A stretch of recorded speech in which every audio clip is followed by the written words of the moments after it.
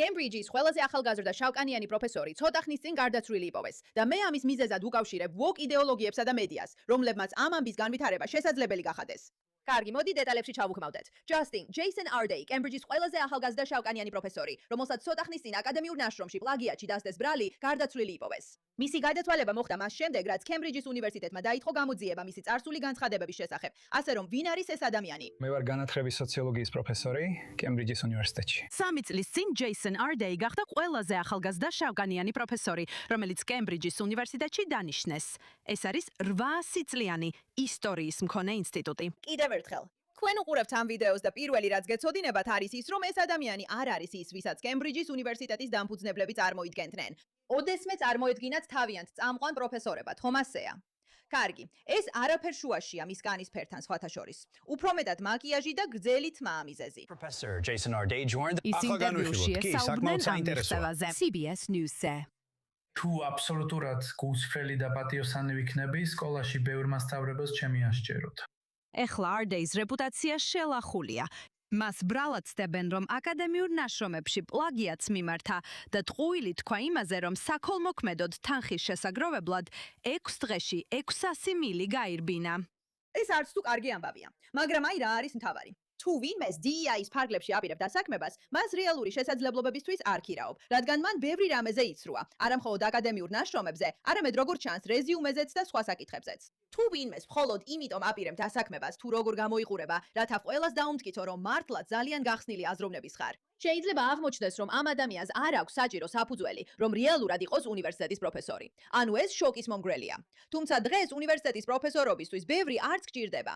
ყველაფერი რაც გჭირდება არის, იყო ადამიანი, რომელიც მზადაა დაემორჩილოს COVID-ს, რუსეთმა ან ჩინეთმა მოისპიდოს და სტუდენტებს საშიში ლიბერალური იდეოლოგიები მოახვიოს თავს. მაგრამ ეს უკვე სხვა საუბრის თემაა. ის კარგად ერგება ამ ყველაფერს, არა? სკანდალი დიდ ბრიტანეთში პირველი გვერდის სიახლეა და განათლების სოციოლოგიის ყოფილი პროფესორი უკვე გადადგა. განაცხადა, რომ ეს არ უნდა იქნას აღქმული, როგორც მის გარშემო გავრცელებული ნარატივების მიღება. კემბრიჯის უნივერსიტეტი აცხადებს, რომ გამოძიება დაიწყო. ახლა კითხვები არსებობს არდეის ავტობიოგრაფიაზე, რომლის გამოქვეყნებაც ამ თვეშია დაგეგმილი. Holly Williamsy, CBS News, London. კარგი, ასე რომ თუ ვერ მიხვლით, ეს არის ის ბიჭი, რომელმაც ტყუილებით მოიპოვა DEI-ით თუ DIY-ით, რაც ქვია, ეს პოზიცია კემბრიჯის უნივერსიტეტში, რომელიც ძალიან პრესტიჟული დაწესებულებაა. და მიზეზი, რატომაც ის იქ მოხდა, იყო ის, რომ მათ უბრალოდ უნდოდათ ვინმე, ვინც ამ მოთხოვნას დააკმაყოფილებდა და არა იმიტომ, რომ რეალურად აინტერესებდათ, ქონდა თუ არა მას შესაბამისი კვალიფიკაცია. შემთხვევით წავაწყდი ძალიან საინტერესო სტატიას The Spectator-დან, სადაც ეწერა, მოიხდის თუ არა BBC ბოდიშს ჯეისონ არდეის ისტორიაში თავის როლზე. რადგან აშკარად ეს ადამიანი გარდაიცვალა და გარდაიცვალა საზოგადოებრივი ზეწოლის გამო, ანუ დიდი ალბათობით მან თავი მოიკლა. კიდევ ერთხელ თუ ამას შეხედავთ, ამ კემბრიჯის პროფესორს ანგარიშები მიუთითებს, რომ სავარაუდოდ თვით დაზიანება იყო, მაგრამ ჯერ დადასტურებული არ არის. მისი სიკვდილი მოულოდნელ შემთხვევად განიხილება, მაგრამ არ მიიჩნევა საეჭვოდ. კარგი? გოა მოგესალმებით. საოცარი ამბავია ოკეანის გაღმიდან. Cambridge's პროფესორი Jason Arday, რომელსაც კრიტიკოსები DEI-ის სახით მიიჩნევენ, გასუკვირას გადადგა პლაგიატისა და მისი აკადემიური ჩანაწერების შეუსაბამობების ბრალდებების ფონზე. ბრალდებები ეხება იმას, რომ მისი სადოქტორო დისერტაციის ნაწილები პლაგიატია. მისი რეზიუმე შეიცავდა პოზიციებს, რომლებიც უნივერსიტეტების თქმით მას არასდროს ეკალა. ასევე აცხადებდა, რომ 35 დღეში 30 მარათონი გაირბინა. და ქველმოქმედებისთვის შეგროვდა 5,5 მილიონ ფუნტზე მეტი. გულისხმობ თუ ამას შეხედავდით და ვინმე გეტყოდათ, რომ 35 დღეში 30 მარათონი გაირბინა, თუ ცოტა გონიერება გაქვთ და უბრალოდ DEI-ისთვის არ ეძებთ კანდიდატს, იფიქრებით, რომ რაღაცა არ არის რიგზე. რატომ ამბობს ეს სტატია? BBC ბოდიშს მოიხდის ჯეისონ არდეს ამბავში თავის როლისთვის. მინდა ამაზე ვისაუბრო. კარგი. მოდი ვნახოთ, რას ამბობს კელი ჯეიკინი. ჯეისონ არდეი იყო იდეალური ადამიანი, რომელსაც რასისტებმა და გულთრფელად დამწუხრებულმა ხალხმა ლინჩი მოუწყვეს. აქ და კარგი შეხედეთ, აი ეს არის ამ ყველაფერში ყველაზე უცნაური. მე ფარულად ვარ ლონდონის აქციაზე გარდაცვლილი DEI აკადემიური თაღლითის, ჯეისონ არდეს მხარდასაჭერად. ათასობით ადამიანი აქ არის, რათა დაიცვას DEI და ალდეს ტყუილები, რომელმაც თავი მოიკლა მას შემდეგ, რაც ჟურნალისტმა თაღლით ადამხილა. ბრბო BLM-ის სტილის ლოზუნგებს სკანდირებდა და მუშტებს იქნებდა, რაც ასახავს იმას, თუ როგორ უკავშირდება თავად BLM ხშირად თაღლითობას, აფერებს და ტყუილებს. ხომ ასეა? ვინმე, ვისაც თქვენგან რაიმეს თხოვნა ნამდვილად არ სჭირდება. ასე რომ თქვენ პირდაპირ ყავთ ადამიანი, კარგი, რომელიც აშკარად შავკანიანია და რომელიც DEI შემდეგ მას რაღაცაში ადანაშაულებენ და ის ამას არც კი უარყოფს. უბრალოდ ამბობს, იმედი მაქვს, რომ ჩემი რასა და სხვა რაღაცებები არ გახდება. იცით, ის ციტატა, რომელიც ახლახან გაჩვენეთ, ზუსტად ვერ მახსოვს რა ეწერა. და შემდეგ ის თავს იბრალებს.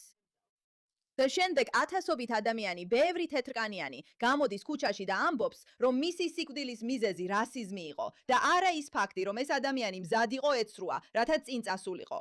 და როცა ის გამოიჭირეს, ვეღარ გაუძლო შედეგებს. ამიტომაც თავი მოიკლა. ეს არის ისტორია, მშიშარის ისტორია, ადამიანის ისტორია, რომელიც სინამდვილეში არ იყო მზად, რომ 30 მარათონი 35 დღეში გაერბინა. ან რეალურად შეეგროვებინა ფული, ან უნივერსიტეტში ემუშავა.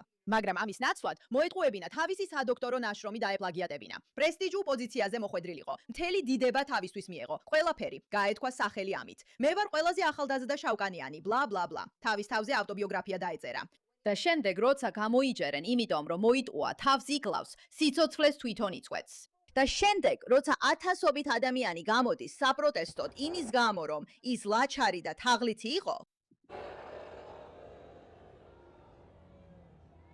და მე ვგულისხმობ ათასობით ადამიანს. და ამიტომ ვაპირებთ ვისაუბროთ BBC ოდესმე მოგვიხდის ბოდიშს. იმიტომ რომ საქმე ისაა, რომ ამ ბიჭის მედია გაშუქება იმდენად არაპროპორციული იყო, ხომ ასეა? Jason Arde's სკანდალი თავისთავად სკანდალია. კორპორაციამ წლები გაატარა Arde's მითის უკრიტიკოდ პოპულარიზაციაში. 2026 წლის ივლისამდე მაუწყებელმა გამოუშვა მინიმუმ 11 რადიო გადაცემა. თითქმის 6 საათის Arde's კონტენტი, 4 საინფორმაციო სტატია და 2 სატელევიზიო ინტერვიუ, სადაც აქებდნენ აკადემიკოს და იმეორებდნენ მის სრუნტკიცებებს. როდესაც თავდაპირველი ამბავი გავრცელდა მის პლაგიატსა და ტყუილებზე, BBC-მ კიდევ უფრო დაიცვა ეს აკადემიკოსი. პირველი სტატია, რომელიც შეიძლება ითქვას, რომ რეალურ კრიტიკას შეიცავს ყოფილი პროფესორის მიმართ, გამოქვეყნდა 6 აგვისტოს.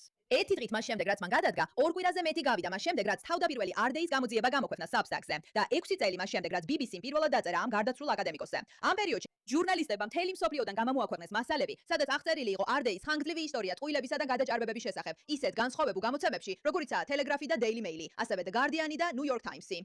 კვირეების განმავლობაში BBC ყველაფერს უგულებელ ყოფდა, ხომ ასეა? ასე რომ ეს არის ფართოდ გაშუქებული ამბავი. და მაინც გაერთიანებული სამეფოს მთავარი მედია წყარო არაფერს გეუბნებათ, რადგან ეშინია, რომ შეიძლება ის რასისტად ჩათვალოთ. ვგულისხმობ, იმ კაცმა პირდაპირ პლაგიატი ჩაიდინა.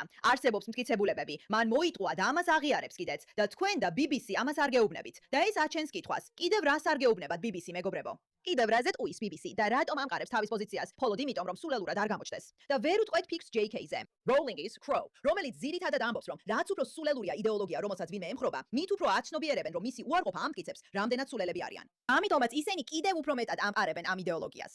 და ეს იმდენად დაუჯერებლად მართალია. სიკვდილის შემდეგ კომპანიამ ამ საკითხის შესახებ თავისი არასრულფასოვანი რეპორტაჟი გააკეთა. მთელი ამ საგის განმავლობაში BBC მეტი რესურსი დახარჯა Arde's მხილებლის, კემბრიჯის ყოფილი აკადემიკოსის ნეითან კოფნესის წინააღმდეგ ბრძოლაში და ნამდვილ ყუდიანებზე ნადირობაში მიიღო მონაწილეობა მის წინააღმდეგ, რადგან გაბედა და გამოავლინა რასიზმი და სხვა საკითხები. და აი ესეთ რაღაცებს მე უბრალოდ ვერ ვიტან, არ მაქვს დრო ამისთვის. ნახეთ, ეს ტრაგიკულია. ყოველთვის ტრაგიკულია, როცა ვინმე თავს იკლავს. თუ მე ეს არ დამიფიქსირებია, რომ ფიქრობ ეს ტრაგიკულია. ეს იმიტომ, რომ ძალიან ვარ კონცენტრირებული იმაზე, რაც ამ ისტორიაში არასწორია. და რაც ამ ისტორიაში არასწორია, არის ის ფაქტი, რომ ადამიანები ზედმეტად კონცენტრირებულები არიან ადამიანების კანის ფერზე და ცდილობენ ესეთი კანის ფერის ადამიანები ძალაუფლების პოზიციებში მოაქციონ. რათა თითქოს დაამტკიცონ, რომ რასიზმი არ არსებობს, მაგრამ როცა დადასტურდება, რომ ამ ადამიანებს ეს არ ეკუთვნოდათ, მიუხედავად მათი კანის ფერისა, ამასაც ითვისებენ. მსოფლიო ამას სწორად ვერ ხედავს და საქმე იქამდე მიდის, რომ ასეთი ადამიანები საბოლოოდ თავს იკლავენ. ჩემთვის ეს ტრაგედიაა, ხოლო მედია ამას აშუქებს, იტყუება და რეალურად არაფერს აკეთებს. თუ BBC-სა და სხვა მედია საშუალებებს ამ კაცისთვის ესეთი დიდი მნიშვნელობა არ მიენიჭებინათ, რაც სინამდვილეში არც არის დიდი ამბავი, არ უნდა იყოს სიახლე ის, რომ ვიღაცა ყველაზე ახალგაზრდა შავკანიანი თანამშრომელია. ეს უბრალოდ არ უნდა იყოს სიახლე. სიახლე უნდა იყოს თუ ყველაზე ახალგაზრდა თანამშრომელი ხარ, რადგან ეს მართლაც მნიშვნელოვანია. ეს აჩვენებს შენს ინტელექტს, მაგრამ არა კანის ფერს. ეს უბრალოდ არ არის მნიშვნელოვანი. ეს არ არის მნიშვნელოვანი და ასე უნდა დარჩეს მომავალშიც. და ეს იმდენად წარმოუდგენლად გამაღიზიანებელია, რომ არსებობს საინფორმაციო წყაროები, რომლებიც ასე აღფრთოვანებულები არიან იმით, რომ შეუძლიათ თქვან რაღაც შავკანიან ადამიანზე. გულწრფელად რომ თქვა, ეს თავისთავად ძალიან რასისტულია. თითქოს, ჰეი, ვიპოვეთ ვიღაცა, ვისაც შეგვიძლია ვიზე იმოთ. ბიჭებო, საკმარისია უკვე. ძალიან დავივალე ამით. როგორც არ უნდა იყოს, მადლობა ყურადღებისთვის.